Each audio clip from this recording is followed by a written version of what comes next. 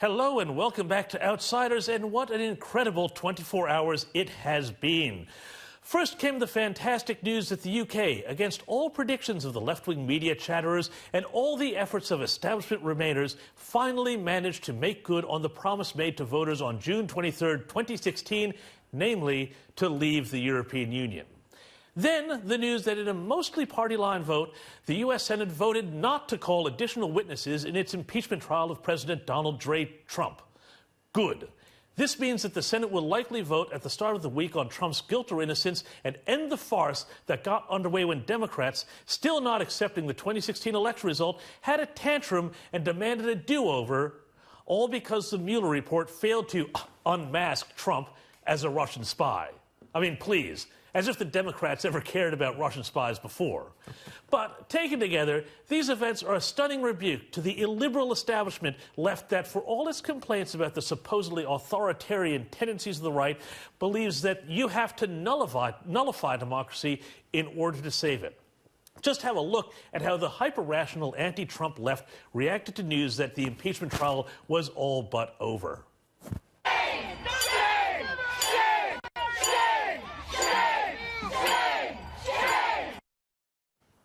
I think they needed more cowbell there. But look, these guys should look in the mirror and perhaps think about not looking down on the concerns of the voters, or treat their concerns about preserving their communities and relationships and ways of life as hopelessly tired, retrograde, and all sorts of words that end with "ist."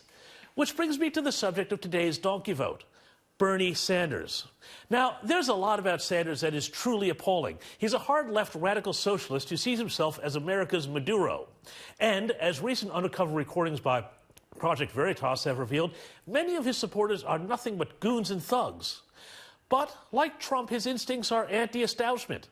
He's pro-borders and against trade deals that put American workers at a disadvantage. And he's probably the only Democrat candidate who could peel white working-class voters away from Trump. This popularity is a threat to the Democrat establishment, which is terrified that Sanders is going to win the Iowa caucus in a few days' time. Indeed, it was only backroom chicanery that saw Sanders lose Iowa to Hillary Clinton in 2016.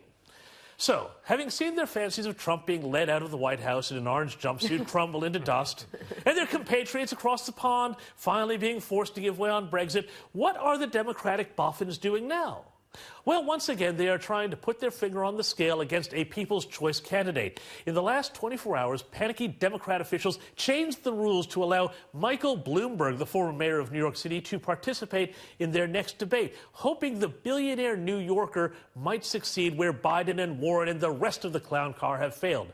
And this is a bit inside baseball, so forgive me, but they're also working to change the rules as well so that at the Democrat convention, so-called superdelegates will once again be empowered to pick a nominee if the wrong candidate looks too close to winning. So, a hint then for Democrats, Remainers, and indeed our own labor activist class here at home. Either stop claiming to be for democracy when all you ever seek to do is undermine it, or, like the so-called populists you deride, listen to the people and stop holding your nose when you go out amongst them. It's none of my business, but if I wanted to win an election, I know what I'd do.